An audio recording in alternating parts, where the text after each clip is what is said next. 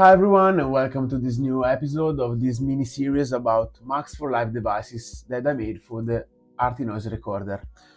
Today we're going to take a look at the MAPPER device, which is really useful for performances. Let's open it by double clicking on it or drag and drop it into a MIDI track. So here it is. Okay, perfect. First thing that we're going to take a look is the interface. As you can see, is divided into 4 different parts. The first one is pressure, then we have rotation, inclination, and lastly z-axis.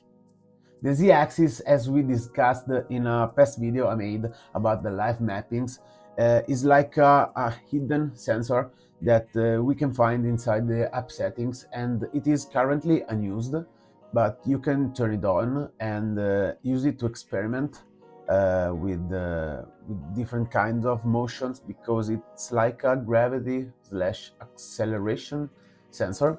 And I'm not going to use it today, but I leave it here in the device for the sake of it, so you are free to use it if you want. As you can see, each sensor is constantly sending infos about their position, so I can change the rotation, I can change the inclination, and the first one is pressure, so obviously when I blow into it, it will rise. The harder I blow into it, the higher the value. Each and every one of these 4 sections is made of this slider, which is a visual representation of the current state of the sensor. And then we have 3 different mapping options. We can map the pressure, rotation, or inclination to up to 3 different parameters all at once. These 3 sections are made of a map button that when you press on it, it will be ready to map to some kind of parameters that we are going to take a look in a moment. Then we have the lower and upper limits that we can change in percentage, so we can precisely dial in how much we want to change the parameters we mapped using the recorder sensors. Now let's see how we can use it, and it's really easy and intuitive. We can just start by taking a synthesizer, for example this basic silk horns preset from the analog synth. I want, for example, to map the inclination to the filter opening or closing. We can do it by click on map, this first map parameter here, and when it will be lit yellow, it means that it's ready to be mapped to some kind of parameters. For example, I can just click on the filter cutoff, and as you can see, it will be gray and it's following the movements.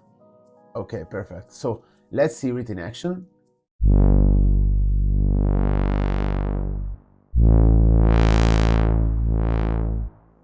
Then we can change the filter cutoff using the pressure. So just click on map and change to the filter resonance. And let's see.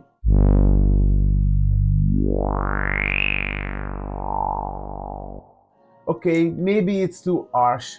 So we can just change how much we want the pressure to change the filter resonance by modifying the lower and upper limits. I don't want it to go all the way up.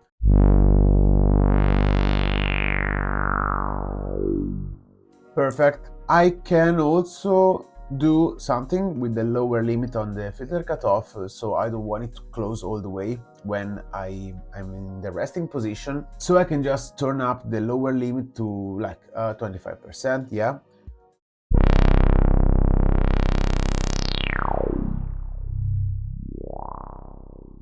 What we can also do is we can invert the behavior of the sensors. So when I invert the values, then I turn the lower limit over the higher limit, we can invert the response.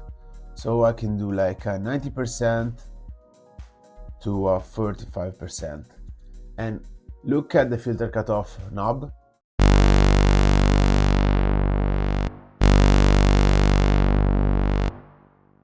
Okay.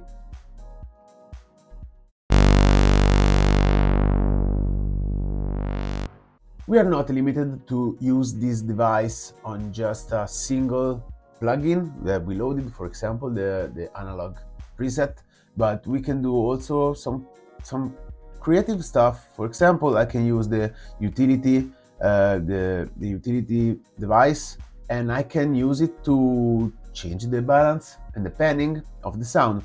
So I can press map on the rotation and change it to the balance.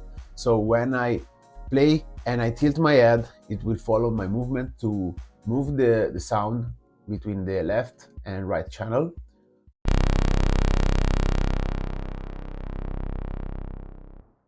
Okay, now I don't want to change the pen anymore. So to do so, we can just click on this X button. It appears after we mapped something. When you just click on it, the mapping will be gone. And if we want to take the lower and the upper limits to their default, we just double click on it and you are ready to go.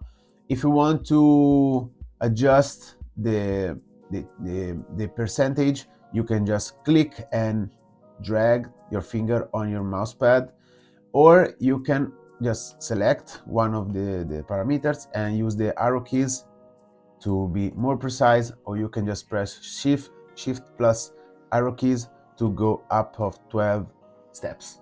Now let's see it in action. I prepared a MIDI track with the MAPPER device, an instrument, and an auto pen and a distortion FX, plus 2 audio track with just some basic drums to accompany my playing, and let's see how it sounds.